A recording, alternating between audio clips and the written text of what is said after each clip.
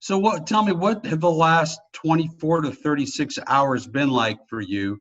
And have you had a chance to watch it over again, or maybe a couple of thousand times, watch that final play? Yeah, the last couple hours, it's been just a lot of recovery and just watching film. We watched the game together as a unit. I watched it alone. So just going over stuff we need to fix so that we come out execute at a higher level. We're glad we got the win, but there's a lot of stuff that needs to be cleaned up. Is your phone blowing up? I mean, you getting more followers? I don't know if you do social media, or do you get more followers? What's going on? Yeah, I got a couple more followers, but I don't really pay attention to it. Right now, today was our last day, just going over corrections. So now we're just focused on next week. This week, we got Rutgers, so that's all I'm really focused on. I'm not really like into the social media stuff that much. Okay.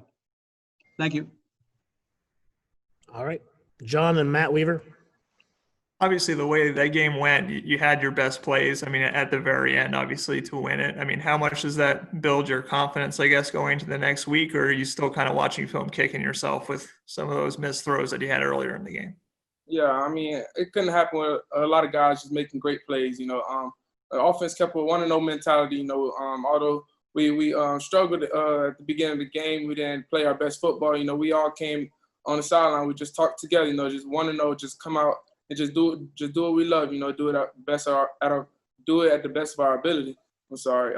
But that's all we did. Just kept that 1-0 mindset so we come out and finish the game strong.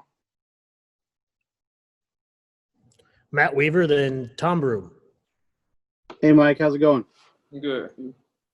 I'm okay. On that, I don't know if it was the last drive, but there late in the game, you hit Javon Swinton a couple times, and then you made the throw that got you guys down close to the goal line or inside the 10 to Jacoby.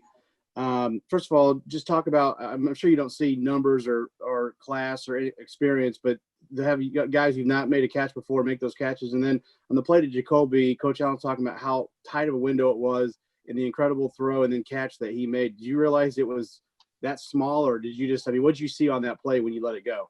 Yeah, on that play, I didn't, I had got hit right after I threw, so I really didn't see the ball being caught. I just went off of the sideline reaction. So I knew it was a great catch, obviously, because it was they played good defense on that play. But I said it in the conference last week. I said it's going to be some young receivers step up, and Javon and Jacoby, who was two guys that I mentioned, because I knew those guys were going to have to come out on game day and have to make plays, and that's what they did, and I'm proud of them.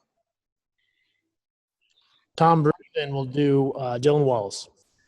Hey, Mike, when talking to Coach Sheridan earlier with his first game play calling and such, can you talk to me a little bit about the logistics during the course of the game and how much interaction you guys had about what was working and what was not and what you were seeing and so on and how all that worked?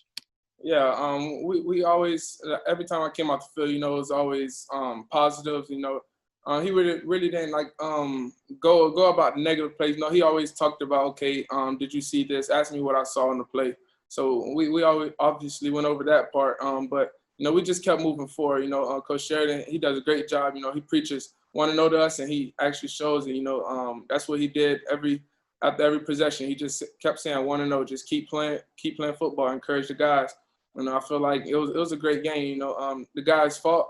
We fought to the end, and it was great. Dylan Wallace, then Jim Coyle.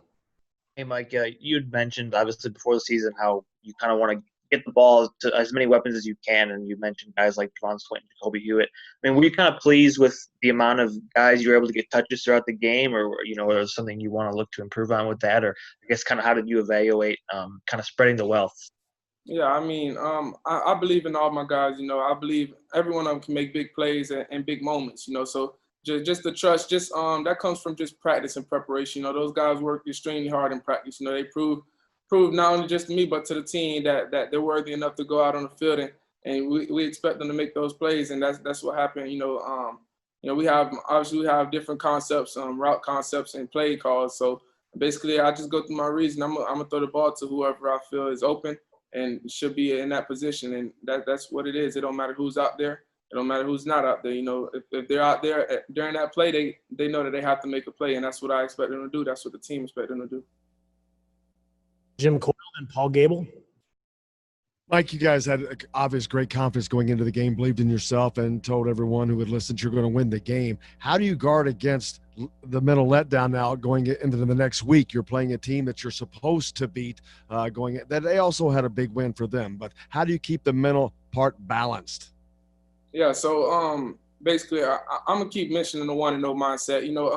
Because that's something we really believe in, something we stress a lot. 1-0, it's not always just whenever something bad happens. 1-0 is whenever something good happens.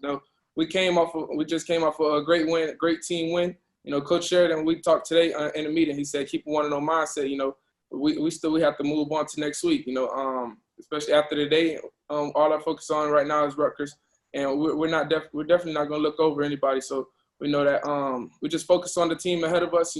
And dive into the film study and make sure that we're all prepared to come out and play at our best. It don't matter who it is. Paul Cable, then Kevin Brockway. Hey, Mike, congratulations on the win. How nice was it to be back out there for the first time in almost a year for you? And then when you look at Rutgers, what are some things defensively that surprises you and impresses you about them? Yeah, well, it was great being back. It felt good to get hit a few times. Not like obviously you don't want to get hit, but just getting that feeling again, just knowing that everything's good. This is a game of football. It's gonna happen. But as far as Rutgers defense, they have a lot of playmakers. Coach Shiano, he's a great coach. I feel like Rutgers they have definitely done some good things. So we're definitely gonna have to be prepared and locked in this week. Make sure that we come out and play at our best football. Kevin Brockway.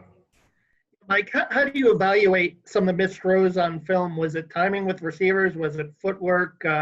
Tom seemed to think that you weren't maybe comfortable in the pocket, that the pocket collapsed a few times. How do you evaluate it? It's just simple execution. We didn't have it. That's with the whole offense. Nobody really takes the blame. I'll take the blame before I put it on anybody else. I got to connect with those receivers, but that's something that we just got to rep more in practice, make sure that we get on key with that.